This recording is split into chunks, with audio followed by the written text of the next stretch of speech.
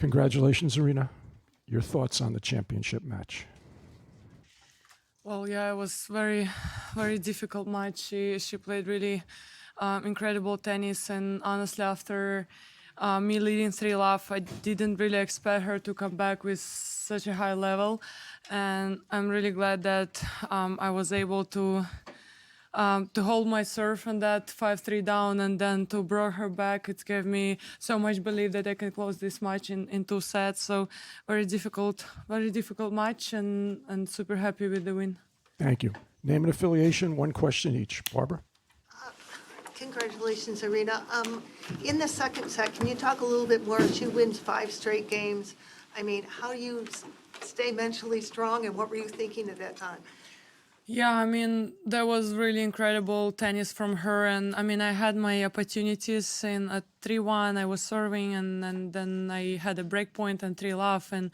But, you know, she come up with winners with really aggressive tennis. And it just like, it felt like 1 second and it's 3-5 and I'm serving. And I was like, oh, wow, that's crazy level from her. And in that moment, I just told myself, okay, just try to hold yourself, serve. I was kind of like, I was getting ready for the third set, you know, like at least like you'll be confident on your serve in the third set, and then I hold my serve, and I put so much pressure on her on that serving game at 5-4, and I'm really glad I was able to bring her back. Charlie? Congratulations, Aryna. Charlie Echo, Sheffield Athletic. You're still going to be the world number 2, but you're the holder of 2 Grand Slam titles. How much does it bother you not being the world number 1, and how much is it just about winning these biggest titles? I mean, I'm not trying to focus on ranking, to be honest. Not like I'm, you know, checking where I'm going to be after the tournament. And I'm just trying to focus on myself. And I know that if on each tournament I'll be able to play my best tennis, and I'll be able to bring this fight spirit on each game, I'll be able to become world number 1 again. So my focus is on myself, on improving myself as the player and as a person, and yeah, hopefully one day I'll see myself on the top of the ranking. Richard? Congrats on the title. It's your 3rd now, and I just wondered how much you think about your place in the history of this sport. Well, you know, after I lost my father, it's always been my goal to put our family name in the history of tennis, and every time I see my name on that trophy, I'm so proud of myself. I'm proud of my family, that they never gave up on my dream, and that they were doing everything they could to keep me going. And so I had this opportunity in life.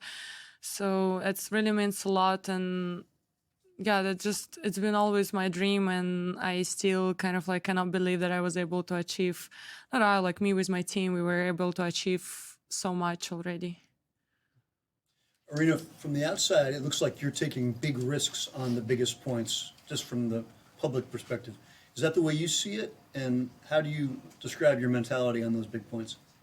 I mean, I know that I have to go for it. That's the only way it works for me, because every time I'm trying to play safer and play, you know, like be aware of these key moments, and every time I stop my arms and the ball flies like in the stand. So I just, a long time ago, I decided for myself that on those important moments, I just have to go for it. I have to swing, and if I'm gonna like swing till the end without stopping my arms, I know that the ball gonna go in. So that's, you know, like, that's the only option for me. Howard? Aryna, Yeah. there were tense moments there at the end of each set. Wondering how much, if at all, did your mind go back to last year's final here, or the semifinal the year before? And if you were at all thinking about that, what was it that you were telling yourself? Honestly, I thought that I will be thinking a lot about previous years here, because I had a lot of tough lessons here, the US Open. Very difficult one, I would say, especially the last year. But honestly, today I was just keep reminding myself that this is the US Open final. Of course, it's going to fight really hard for it, and it's not going to be easy. And I have to work really hard to get it. And in those tough moments, I was just, like trying to stay strong and trying to remind myself that I've been through a lot and I'm strong enough to hold under this pressure. So I'm actually really glad that I didn't have any feedbacks in the last year. Congratulations. You've been open about how this year there's been a difficult stretch with injury and heartbreaking personal loss. Can you discuss why winning this title this year is particularly sweet and important to you? Well, yeah, I faced a lot of challenges on and off the court, and the difficult one was also like being injured and not able to play Wimbledon, and it was a new experience for me, and also it's also a very special place here, the US Open, and I also had a lot of tough losses in the past, and I was always hoping that one day I'll be able to hold this beautiful trophy. It's been always my dream, and that's why it's very special, because no matter what, every time I was coming back stronger and I was learning. I never gave up on this dream, and yeah, that's it means a lot. Congratulations and happy brat summer to you. I was just curious what your reaction was to seeing Jason's tiger tattoo on his head. I'm hoping it's temporary, but if you give No, it's permanent. No, but honestly, I forgot about that. But I think in Washington, there is one girl. She's my fan. She's supporting me, and she always come up with some cool stuff related to my name. And she brought these temporary tattoos. And Jason promised me that if I make it to the finals, he's gonna make it.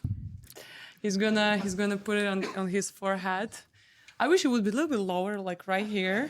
Would be cooler, right? And I forgot about that. And today we had lunch, dinner before the match, and he was like, "Hey." And he showed me that I was like, okay, come on, we're gonna make it. And then not the whole team, but half of the team, they also had like a little tiger here on the arm. And yeah, my friends had like also kind of like at the same spot. So that was cool, right? We always come up with something new. It was signature, and now it's like tiger tattoo. I'm really curious what's gonna be next, Jason. Maybe like you're gonna... I was about to say color his hair. Maybe Anton will come up with some fun stuff, right? Like pink or purple hair, why not? Back. Aryna, back here. Victoria Chiesa, usopen.org. You talked a little bit about how you've sort of improved yourself with slices, drop shots, variety. You executed some of those kind of shots today at key moments. Do you feel now that you're sort of confident in that plan B, or things that are not always, when you hit the ball hard and hit winners from everywhere? Well, it's really good to have these options in your pocket, like when you feel like, okay, sometimes you don't feel your best on the baseline and you can just go for a slice or a drop shot or like come to the net. I mean, I've been always working on this variation on the court, and I'm really glad that I'm brave enough to use these tools in those key moments. So I think that's really important, to always improve in yourself. And like I feel I put even more pressure on the opponents when they see that I'm not only like hard hitter, I can also play with some touch. So we always work on that assets of my game, and we will continue. And hopefully one day we're gonna see me surf and volley. I'm not sure I'm brave enough to do that, but but maybe once I will come up with this plan C. Hopefully I will never need it, but whatever it takes, Bill, last question. Congrats. In sports, elite athletes have the joy, the privilege to just sort of experience that that moment of victory. And it was extraordinary when you fell on your back and you finally had it. What flashed through your mind? What was that experience like? Yeah, I would definitely say that this is kind of like the best moments. 1 second. Hello. Yeah, I would definitely say that this is, like, it was the best moment, one of the best moments. And like so many things was going through my mind. The first one was that all those losses in the past, and I was just like so proud of myself and proud of my team that no matter what, we were able to come back stronger and come back with the better tennis, and now finally we're having this beautiful trophy. And yeah, I mean, I don't know, I don't know how to describe that feeling. It's like you're crying, you're laughing, you're just you feel all these emotions at the same time, and that's the best feeling. And I really wish everyone could or can experience that. Thank you, everyone. If you could just hold your seats for 1 second. I believe we have a second presentation. Aryna, you come down here with me. Yeah, Yes. special moment Special moment. for a special person. Yes. So for those that have been with us before, we have a tradition where the champion awards the U.S. Open champions to their coach. So my friend, this is for you to Come here, award. don't be shy.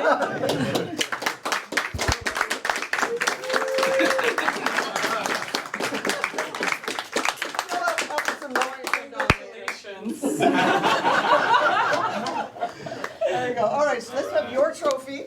But mine is cooler. Yeah. You have to put it over there. There we go. Okay, There's the 1, shot. 2, 3.